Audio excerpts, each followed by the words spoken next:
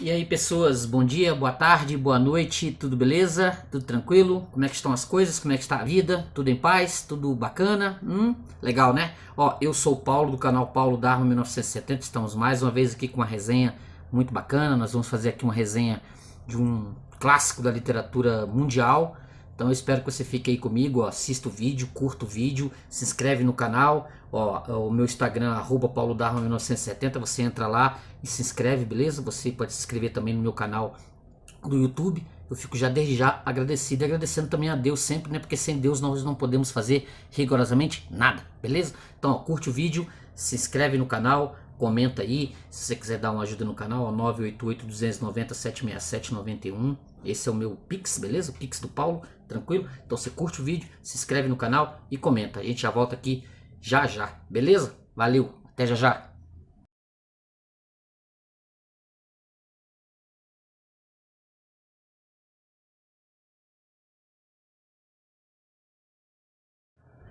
As armas e os barões assinalados que da ocidental praia lusitana por mares nunca dantes navegados passaram ainda além da Taprobana e em perigos e guerras esforçados mais do que prometia a força humana e entre gente remota edificaram um novo reino que tanto sublinaram. Isso aqui é o início dos Lusíadas do Camões. Essa é a pedra angular do início dos Lusíadas. Mas hoje eu não quero fazer a resenha dos Lusíadas, porque, né, eu já li há bastante tempo e, assim, eu tinha outro projeto para Camões que não fazer resenha propriamente dita dos Lusíadas. Assim, o que eu digo, fazer resenha de Camões é algo, é assim, é uma pretensão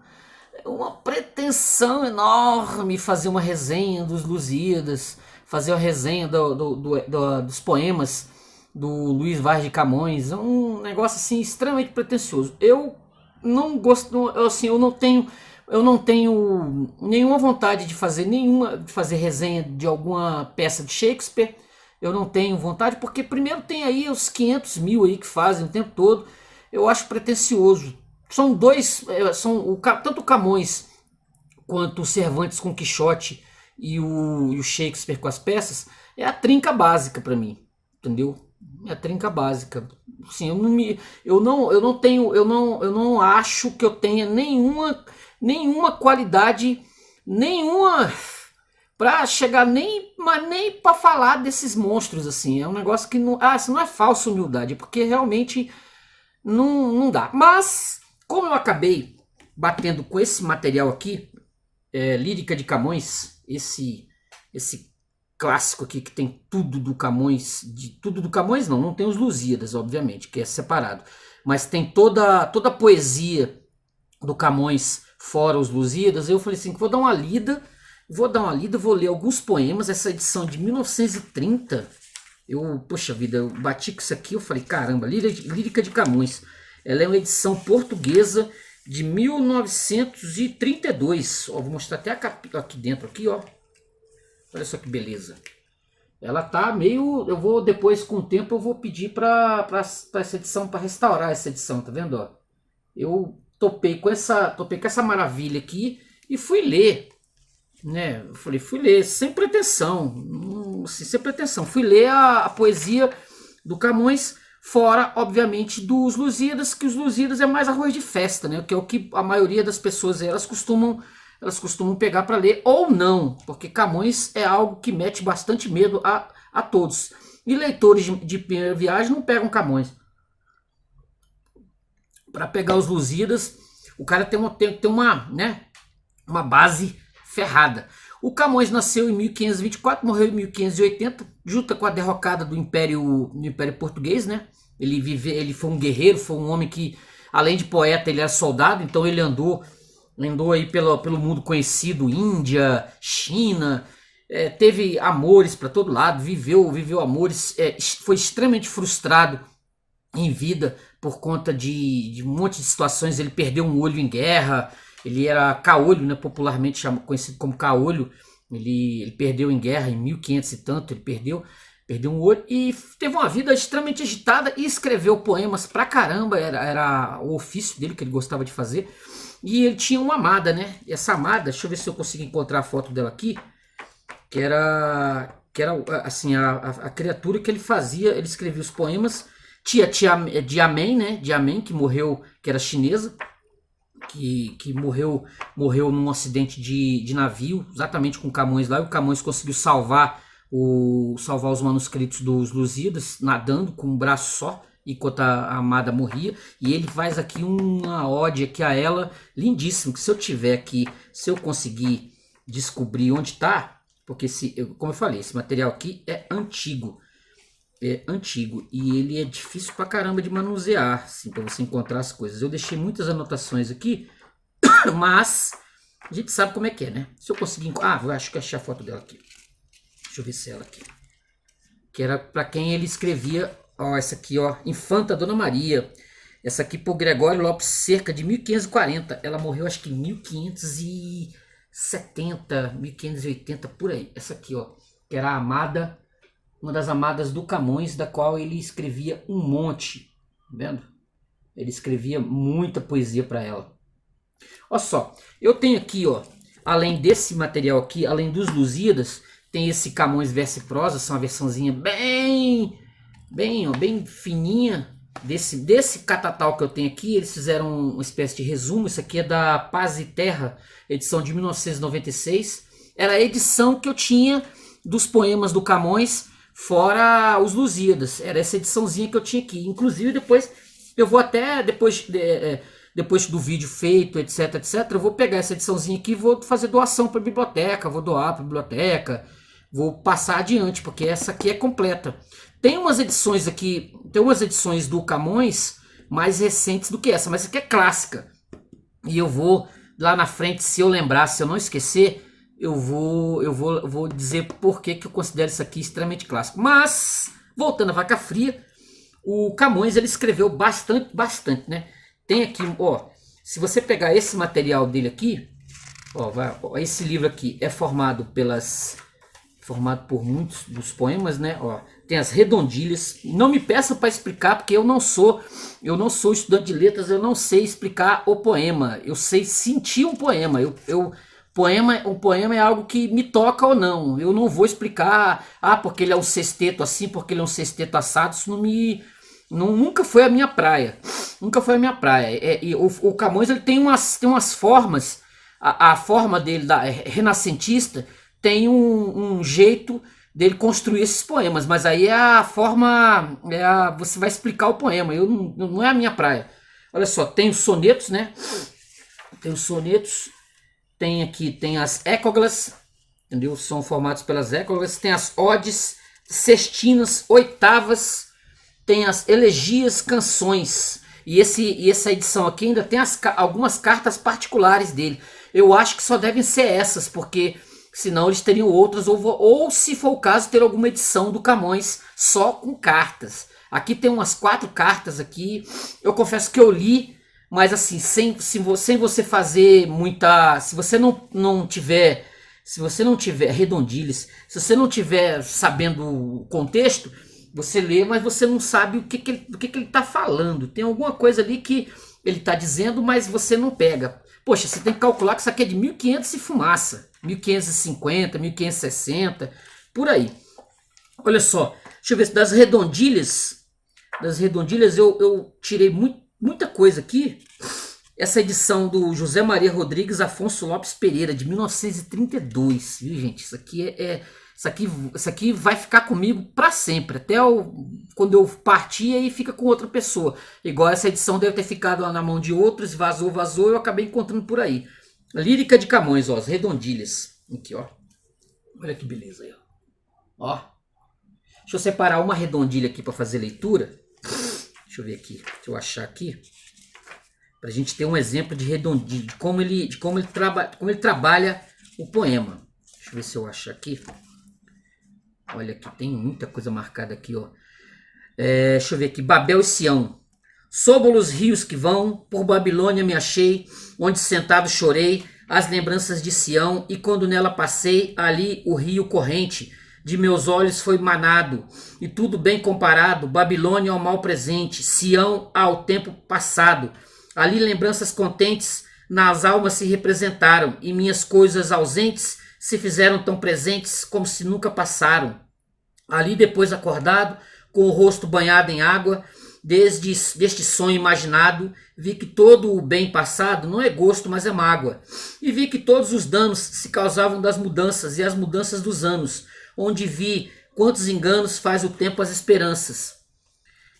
Ali vi o maior bem, qual pouco o espaço que dura, o mal quão depressa vem, e qual triste estado tem quem se fia da aventura.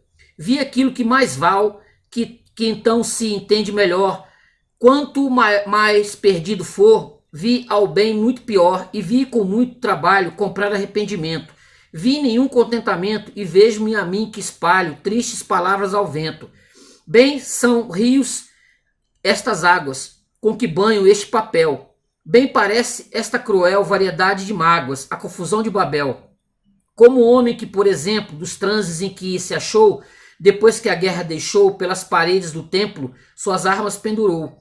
Assim, depois que assentei que tudo o tempo gastava, da tristeza que tomei, dos salgueiros pendurei os órgãos com que cantava. Aquele instrumento ledo, deixei da vida passada, dizendo, música amada, deixe-vos nesse alvoredo, a memória consagrada. Frauta minha que tangendo os montes fazeis vir, para onde estáveis correndo, e as águas que iam descendo, tornavam logo a subir. Jamais vos não ouvirão os tigres que se amansavam, e as ovelhas que pastavam das ervas se fartarão, que por vós ouvir deixavam. Já não fareis docemente em rosa tornar abrolhos, na ribeira florescente, nem poreis freio à corrente, e mais se for dos meus olhos, não moverei a espessura, nem podereis já trazer atrás vós a fonte pura, pois não pudestes mover desconcertos da aventura, ficareis oferecida a fama que sempre vela. Frauta de mim tão querida, por que mudavam-se a vida? Se mudam os gostos dela, acha a tenra mocidade, prazeres acomodados e logo a maior idade, já sente por pouca idade aqueles gostos passados. Um gosto que hoje se alcança, amanhã já o não veja. Assim nos traz a lembrança de esperança em esperança e de desejo em desejo. Mas em vida tão escassa, que esperança será forte? Fraqueza da alma, da humana sorte, que quanto da vida passa, está incitando à morte. Mas deixar nessa espessura o canto da mocidade, não cuide a gente futura, que será obra da idade, o que é força da aventura. Que idade, tempo, o espanto de ver qual ligeiro passe, nunca em mim puderam tanto, que posto que deixo o canto, a causa dele deixaste. Mas em tristezas e nojos, em gosto e contentamento, por sol, por neve, por tempo, tendré presente a los ojos, por quem muero tão contento, órgãos e frauta deixava, despojo meu tão querido no salgueiro que ali estava, que para troféu ficava de quem me tinha vencido. Mas lembranças da afeição que ali cativo me tinha, me perguntaram então, que era da música minha que eu cantava em Sião, que foi daquele cantar da gente tão celebrado, porque eu deixava de usar, por sempre ajuda a passar, qualquer trabalho passado. Canta o caminhante ledo, no caminho trabalhoso, por entre o espesso arvoredo, e de noite o temeroso, cantando o refreio, o medo. Canta o preso docemente, os duros grilhões tocando.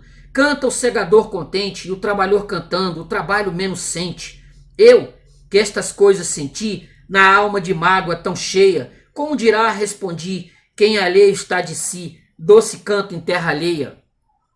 Como poderá cantar quem em choro banha o peito? Por quem se quem trabalhar, canta por menos cansar, eu só descanso em jeito.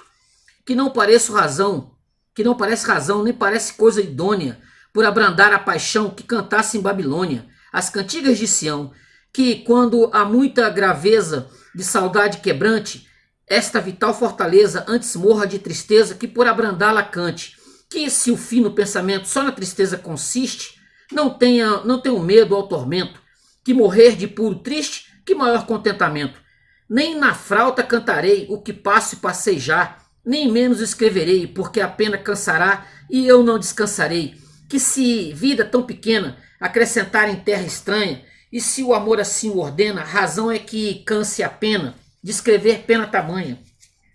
Porém, se para assentar o que sente o coração, apenas já me cansar, não canse para voar a memória em Sião. Terra bem-aventurada, se por algum motivo da alma me for estirada, minha pena seja dada a perpétuo esquecimento. A pena desse desterro, que eu mais desejo esculpida, em pedra ou em duro ferro, esse nunca seja ouvida em castigo de meu erro. E se eu cantar quiser em Babilônia sujeito, Jerusalém sem te ver, a voz quando a mover, se me congele no peito.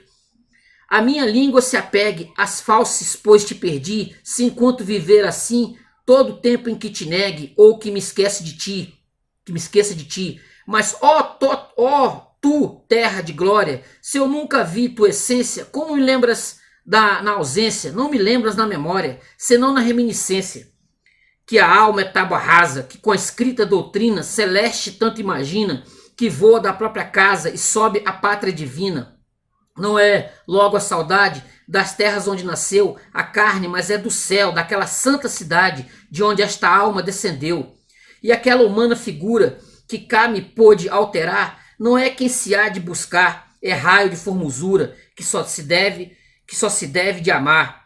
Quem os olhos à luz que ateia, o fogo que cá sujeita, não do sol nem da candeia, é sombra daquela ideia que em Deus está mais perfeita. E os que cá me cativaram são poderosos afeitos, que os corações têm sujeitos, sofistas que me ensinaram maus caminhos por direitos. Destes, o mando tirano me obriga com desatino a cantar ao som do dano, cantares de amor profano por versos de amor divino. Mas eu, lustrado com o santo raio na terra de dor, das confusões e de espanto, como hei de cantar o canto que só se deve ao Senhor? Tanto pode o benefício da graça que dá saúde, que ordena que a vida mude.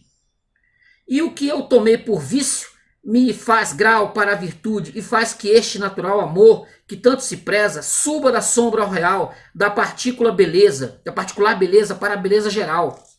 Fique logo perdurada a frauta com que tangi, ó Jerusalém sagrada, e tome a lira dourada para só cantar de ti, não cativo e ferrolhado na Babilônia infernal, mas dos vícios desatado e cá desta a ti levado, pátria minha natural.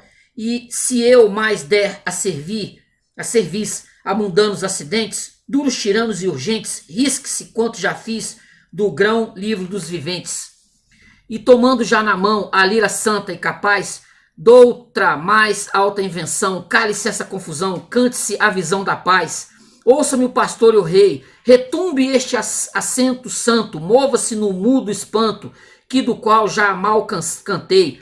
A palinódia já canto, a voz só me queres ir. Senhor e grão capitão da alta torre de Sião, a qual não posso subir, se me vós não dais a mão.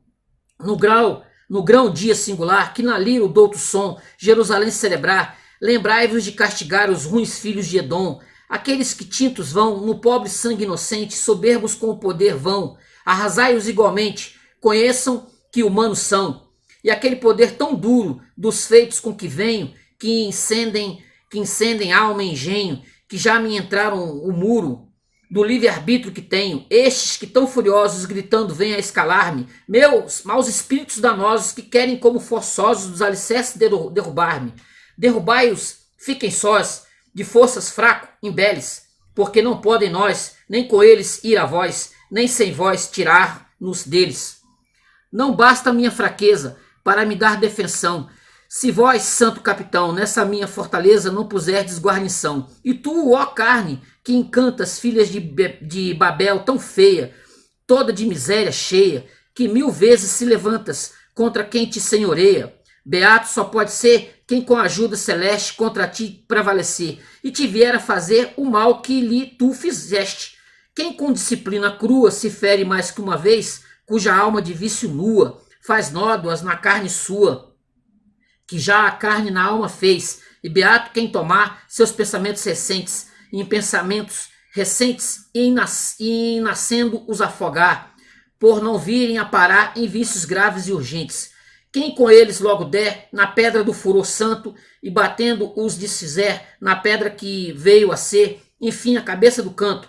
Quem logo quando imagina nos vícios da carne má, os pensamentos declina, aquela carne divina que na cruz esteve já. Quem do vil contentamento, cá deste mundo visível, quanto ao homem for possível passar logo o entendimento para o mundo inteligível. Ali achará alegria em tudo perfeita e cheia, de tão suave harmonia, que nem por pouco escasseia, nem por sobeja enfastia. Ali verá tão profundo mistério na suma alteza, que vencida a natureza, os mores faustos do mundo. Julgue por maior baixeza, ó tu divino aposento, minha pátria singular, se com te imaginar, tento sob o entendimento, que fará sentir se achar. Ditoso quem se partir, para ti, terra excelente, tão justo e tão penitente, que depois de a ti subir, lá descanse eternamente. Segundo Otto Maria Carpo, isso é a melhor coisa que o Camões escreveu. O melhor poema de Camões é esse material chamado aqui de Babel e Sião. Ele considera esse ele fala bastante dos Lusíadas, o Otto Maria Carpo, obviamente, mas ele diz textualmente na história da literatura ocidental que esse é o melhor material que o Camões escreveu. Por quê? Aí ele vai dizer que esse material, o Camões estava emulando o Salmo 137. 137, ó. Eu vou ler o Salmo 137, ó, que não é tão comprido quanto o poema do Camões, obviamente, né? Salmo 137. Junto aos rios de Babilônia, ali nos assentamos. Sim, nós choramos quando nos lembramos de Sião. Pendurávamos nossas harpas sobre os salgueiros no seu meio, pois lá aqueles que nos levaram cativos nos requeriam a uma canção, e aqueles que nos consumiam nos requeriam alegria, dizendo: cantai-nos uma das canções de Sião. Como cantaremos a canção do Senhor em uma terra estranha? Se eu te esquecer, ó Jerusalém, deixa minha mão direita esquecer sua destreza. Se eu não me lembrar de ti, apegue-se a minha língua no céu da minha boca. Se eu não preferir Jerusalém, a minha maior alegria. Lembra-te, ó Senhor, dos filhos de Edom, no dia de Jerusalém, que diziam: arrasai-a, arrasai-a até seu fundamento. Ó filha de Babilônia, que vais ser destruída, seja feliz aquele que te recompensar como tu nos serviste. Feliz será aquele que pegar e arrebentar com os teus pequenos contra as pedras.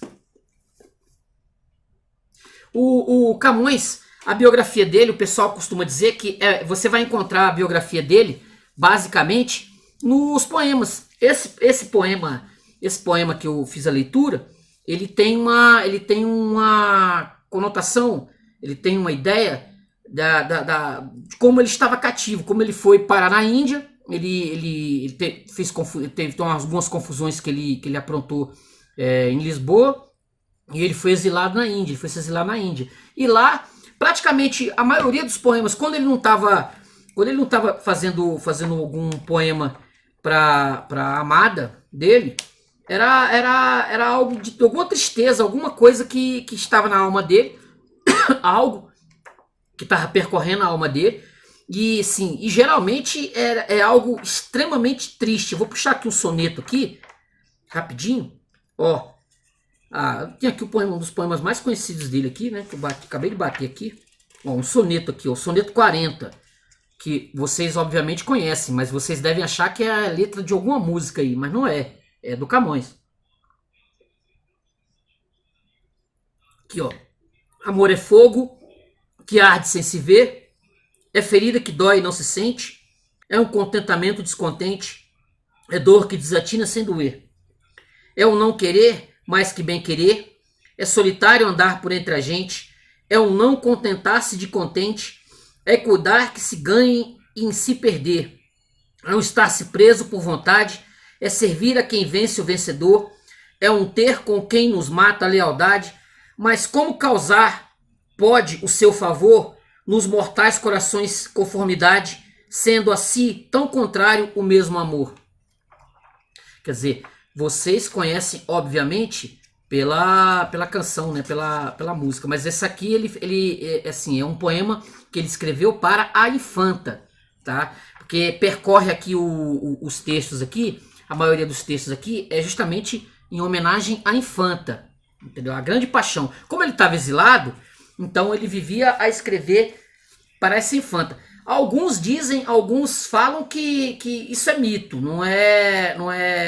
essa paixão é um mito que foi construído ao longo do tempo, entendeu? Não sei até que ponto isso é real ou não. Onde eu pude ler, aonde eu fui atrás, alguns dizem que é mito, que ele conheceu ela muito novo, conheceu a infanta muito novo e assim, essa paixão passou a vida toda. Boa passagem de tempo da vida de Camões e essa paixão pela infanta. Mas ele também amou a tia Men, a Diamém. Essa Diamém que, como eu falei, morreu no acidente de caravela. Morreu no acidente de caravela e o Camões salvou os Lusíadas, certo? Aqui, quando ela morreu, ele compôs vários poemas para essa Diamém. Olha só, olha a alma aqui, ó. Quando de minhas, o 118, 119 e 120. Quando de minhas mágoas a comprida imaginação os olhos me adormece, em sonhos aquela alma me aparece, que para mim foi sonho nessa vida. Lá numa soldade onde estendida a vista por o campo desfalece, corro após ela e ela então aparece. Que mais de mim se alonga compelida? Brado, não me fujais, sombra benina. Ela, os olhos em mim com um brando pejo, como quem diz que já não pode ser. Torna a fugir-me, torna a bradar. Dina! E antes que diga Mene, que é o nome dela, né? Dina Mene, me diga Mene, acordo e vejo que nem um breve engano posso ter. Cara minha inimiga, em cuja mão pôs meus contentamentos à aventura, faltou-te a ti na terra sepultura. Porque me falte a mim consolação, eternamente as águas lograrão a tua peregrina formosura. Porque como ela morreu no acidente ela morreu afogada, ela não teve sepultura comum, a Dinamém.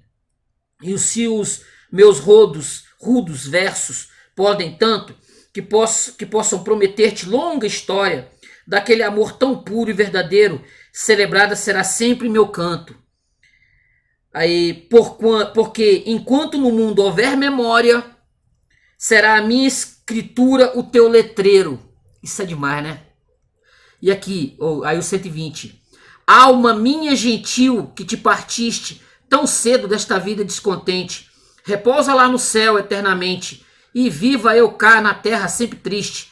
Se lá, no assento etéreo onde subiste, memória desta vida se consente.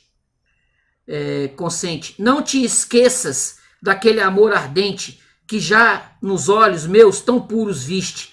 E se vires que pode merecer-te alguma coisa a dor que me ficou, da mágoa sem remédio de perder-te, rogo a Deus que teus anos encurtou, que tão cedo de cá me leve a ver-te, qual cedo de meus olhos te levou. Bonito, hein? Assim, vou ler um material aqui do Carpo. O Carpo ele dá uma geral extraordinária na história da literatura ocidental. Ele vai falar como é que Portugal foi o único que conseguiu ter um material tão extraordinário a ponto de se equiparar aos antigos, como Virgílio, né? Todos tentaram ter algo. Por exemplo, você vai pegar Jerusalém Libertada. Você vai pegar o Tasso. O Tasso ele penou para achar um assunto para transformar, para que a Itália renascentista tivesse algo extraordinário. Ele penou para encontrar um texto. Aí foi lá nas Cruzadas e escreveu Jerusalém Libertada. O Camões ele conseguiu emular o Virgílio e conseguiu transformar Portugal, aquele nadinha em algo extraordinário. Aí entra os Lusíadas, que é um poema, ao contrário dos outros, que sumiram, desapareceram. Camões continua aí. Os Lusíadas continuam aí. É a melhor coisa. É assim, tantos tentaram, mas não conseguiram. Não conseguiram chegar a isso aqui. Muitos tentaram, mas não conseguiram. Vários países tiveram seus poetas que escreveram lá a sua poesia épica. Mas só Portugal, com Camões, conseguiu algo desse nível. E é algo que perdura. É isso que o Carpo vai falar aqui. Olha lá, ó. A literatura portuguesa conseguiu o que não conseguiu a espanhola. A transfiguração da experiência nacional, geográfica, militar e econômica em epopeia nacional. Ninguém conseguiu, nem a Espanha conseguiu. E olha que a Espanha era uma potência, mas a Espanha não conseguiu. Eles tiveram vários poetas. Eles escreveram, a Espanha teve um monte, mas desse nível do Camões não teve, não adianta, não conseguiu. Camões é o máximo. Até hoje na literatura em língua portuguesa, nada é maior que Camões, nada. Muitos já tentaram, mas em língua portuguesa, nada se equipara a Camões e nada se equipara aos Lusíadas, nada. Vocês viram que exemplos de poesia que eu passei aqui, né? Vocês viram que o nível do negócio é assim, é assombroso. É assombroso. Ele vai escrever aqui as éclogas, né? Vou ver se depois eu faço uma leitura aqui, mas eu vou pegar aqui ainda. Nenhuma das nações europeias possui o gênio épico. E essa negação também se refere aos portugueses. Dão testemunho disso os inúmeros imitadores portugueses de Camões, cada um pior do que o outro. Quem possui o gênio épico não é a nação portuguesa, sim o indivíduo Camões. Camões era demais. Camões era algo monstruoso, único. E casos individuais dessa espécie desafiam qualquer explicação que os quisesse transformar em fatos históricos bem determinados. O que se pode fazer só é expor as circunstâncias especialmente favoráveis ao gênio individual. Camões, cara, não existe. Nem em Portugal. Portugal teve uns quilos de imitador, uns quilos mas não adianta. Não conseguiram, entendeu? Não chegaram lá. Aqui ele continua, ó. Um dos elementos da grandeza de Luís de Camões é a perfeita unidade de subjetivismo e objetivismo na sua obra. Os portugueses consideram-no com razão poeta clássico no sentido da renascença virgiliana e humanista, mas os românticos alemães e ingleses, que lhe renovaram a glória, chamavam-lhe também com razão poeta romântico no sentido de cristão, nacional e moderno. Hoje não sentimos tão nitidamente essa antítese dos críticos de 1800 entre clássico e romântico, mas a mesma antítese volta em outro nível entre o espírito objetivo épico da epopeia e o espírito subjetivo pessoal da lírica de Camões. Os dois elementos confundem-se de maneira completa. A vida desgraçada de Camões, vida mais desgraçada que jamais se viu, faz parte da natureza, da maneira mais natural da gloriosa epopeia dos portugueses, que entre gente remota edificaram um novo reino que tanto sublimaram. E ele continua aqui, né? Camões é poeta culto e até erudito como poucos da Renascença. Inúmeras reminiscências de poesia antiga, italiana, espanhola revelam seus conhecimentos literários, de história portuguesa e geográfica da Ásia. São objetos da sua meditação perpétua. A mitologia greco-romana e a astronomia e cosmografia da Renascença aliam-se em Os Lusíadas de modo tão perfeito que constituem um sistema cósmico fechado como o mundo de Dante. Por aí vai, ele vai... Assim, o Camões pro Carpo é um negócio incrível, inacreditável. É assim, você não... da Renascença para encontrar outra é difícil aqui. Ó, aí ele vai aqui, né? Ele vai falar, ele tá falando bastante aqui dos Lusíadas, né? Ele vai falar dos Lusíadas, vai falar do Salmo 137, né? Que eu fiz a leitura. Ó, Camões ocupa na literatura portuguesa o lugar de Dante na literatura italiana. A sua grandeza sufocou os posteriores. Mas isso não deixa de ter razões reais. A nação portuguesa foi, entre as europeias, a primeira que chegou a uma estrutura econômica bem definida, e isso numa época em que a epopeia classicista ainda era possível. Deste modo, os portugueses criaram o que nenhum outro povo conseguiu, uma moderna epopeia nacional que foi, porém, sintoma do começo da petrificação daquela estrutura nacional e da petrificação da sua literatura. O realismo nacional da epopeia camoniana é um caso especial do romantismo aristocrático da Renascença. Ambos representam atitudes ativas, uma real, outra ilusória. A terceira possibilidade do homem aristocrático da Renascença é a evasão para um mundo em que não há descobertas geográficas e lutas comerciais, mas onde, em compensação, também não pode haver guerra alguma. É o mundo bucólico, pastoril, de horizontes fechados, espécie de reagrarização ilusória da Europa, as elegâncias do cortegiano transportadas para a paisagem da Arcádia. Aí ele vai falar das éclogas, né? Que o material é melancólico pra caramba, que eu fiz leitura aqui, ó. Ah, ninfas, não vereis que Eurídice, fugindo dessa sorte, fugiu do amante e não da fera morte? Também assim Epere foi mordida da víbora escondida. Olha a serpe oculta na erva verde, que o rigor não perde, perde a vida. Ele vai falando, ele vai falar que esse é o modelo, que esse modelo vem exatamente das bucólicas do Virgílio, que é de onde ele vai extrair, né? Ele vai extrair das bucólicas de Virgílio exatamente o pastoril que está aqui nessas éclogas. Que esse material aqui que eu li babando isso aqui, gente. É um negócio lindo, maravilhoso. É das melhores coisas que eu já li na vida. Não há, assim, das melhores coisas que eu li na vida. Por isso que assim, para mim, esse material ele vai além dos Lusíadas. Olha aqui, ó. Essa aqui é a écloga número, que ela é enorme, mas eu separei um pedacinho, um trechinho dela. Deixa eu ver qual é de onde ela inicia. É a número 3, ó. Bem vês que por amor se move tudo, e que dele não há quem seja isento. O mais simples animal, mais baixo e rudo, o de mais levantado pensamento. Debaixo da água fria o peixe mudo, também lá tende ardor seu movimento, pois as aves que no ar cantando voam, não menos umas de outras se afeiçoam.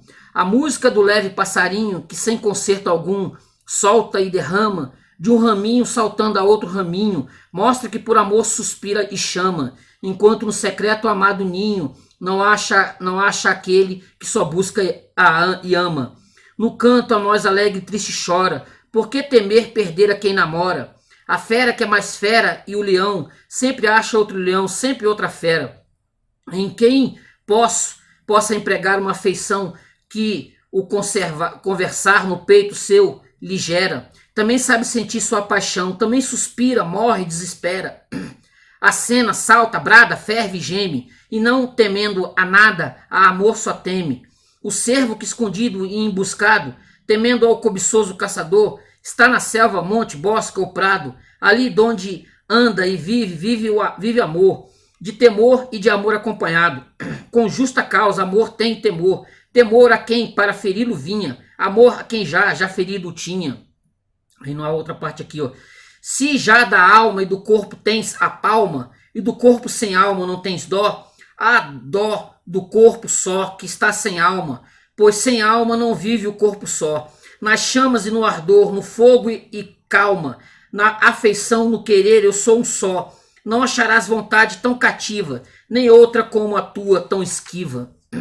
E aqui, continuando o Carpo, né? Ele vai falar exatamente dessa parte das éclogas virgilianas. Ele vai citar vários aqui, vários no período. Aí ele vai falar aqui, ó. Também as éclogas de Camões diferem caracteristicamente das éclogas do seu modelo Garcilaso, que é de onde o Camões vai tirar, segundo ele, algumas coisas. O tom é mais elegíaco, às vezes desesperado. Na écloga 1, Diálogo dos Pastores Ubrano e Frondélio, uma paisagem muito parecida com a da écloga 1 de Garciliano. Dá quieto sono aos cansados, as lamentações se acumulam, e quando o poeta pretende, enfim, resolver a dissonância em harmonia, termina a écloga em língua castelhana, grande parte, e por aí vai. Entendeu? Ele vai Ele vai elogiando. Deixa eu ver se tem mais algumas coisas aqui que eu tenho separado, para esse vídeo não ficar muito grande, porque é muita coisa, canções. Deixa eu ver se tem alguma coisa aqui que eu tenha separado aqui, que eu acho que eu fiz leitura de tudo que eu queria. Entendeu? É uma riqueza, é um negócio impressionante. Ah, aqui, ó. Ah, ele faz citação ao Tasso aqui, olha só.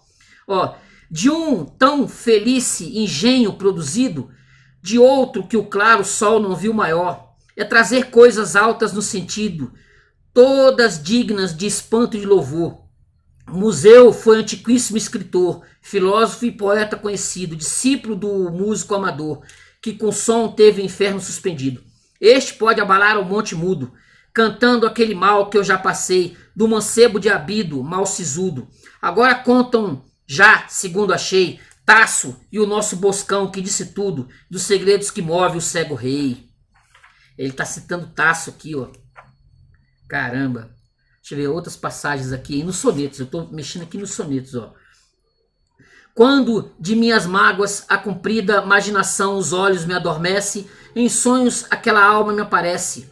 Aqui ele vai citar, está citando a alma minha gentil, né? Tá falando aqui da Diamém. Deixa eu ver se tem mais alguma coisinha aqui que eu tenha separado. Acho que não. Aqui é Babel e Sião que eu li, né? É um material riquíssimo. Se você tem os Lusíadas aí, entendeu? Leia, mas se você tem, é mais fácil. Tá, hoje tá, né? As publicações elas estão por. Ah, tá, lembrei. Exatamente aqui. Que eu vou pegar uma parte aqui que eu justamente quero citar que esse livro aqui foi usado pelo... isso que eu queria dizer. Esse material aqui ele foi usado pelo Otto Maria Carpo. Essa edição aqui, ó, edição das poesias líricas por J.M. Rodrigues, foi a edição que eu ia esquecendo disso, ó. Essa edição aqui, essa que eu tenho em mão, foi lida pelo Otto Maria Carpo, tá? Para ele poder fazer, quando ele foi falar sobre o Camões, os Lusíadas não, mas essa edição aqui da Lírica de Camões, o Carpo fez da mesma forma como eu fiz a leitura, o Otto Maria Carpo fez também. Eu fui descobrir isso quando eu fui pegar o material dele, o material dele da História da Literatura Ocidental, que ele cita a edição de 32, que é o que eu tenho, a edição das poesias líricas por J.M. Rodrigues e A.F. Lopes Vieira, Coimbra, 1932. Não sei se dá para ver aí, mas ela tá marcadinha, ó. Não sei se dá para ver no Kindle, tá vendo? Mas essa edição foi exatamente a que o Otto Maria Carpo também fez leitura. Isso para mim é uma honra, que eu li o mesmo material, a mesma, ó. Vamos imaginar que esse livro aqui que eu tenho em mão foi o do Otto Maria Carpo. É um exercício, né, né? Vamos imaginar que o Carpo tem exatamente essa edição que eu tenho em mão, tenha sido do Carpo. Seria demais, né? Seria demais, né? Seria, mas aí, claro, ela estaria assinada. Ela não tem assinatura aqui do Carpo. Ela tem outras assinaturas aqui, mas não do Carpo.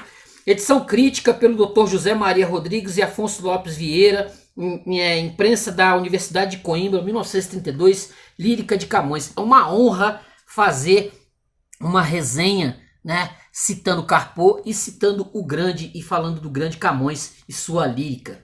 É um negócio impressionante, beleza, gente? Então, ó, curtam o vídeo, se inscrevam no canal. Se vocês gostaram, dê o seu like aí e comente, beleza? Se você leu Camões, se você leu Virgílio, ó, As Bucólicas, isso aqui é um livro extraordinário. Se você leu As Geórgicas, se você leu a Eneida do Virgílio, ó, beleza? Material maravilhoso. E se você leu os Lusíadas, dá um toque aí pra gente, beleza? Então, ó, curte o vídeo, se inscreve no canal, se inscreva aí no canal e comente, beleza? Hoje eu falei um pouquinho, porque se fosse pra falar isso aqui é 200 mil vídeos. Cada poema desse dá uma vida, beleza? Então curte o vídeo, se inscreva no canal e comente aí, beleza? Valeu, até a próxima, tchau!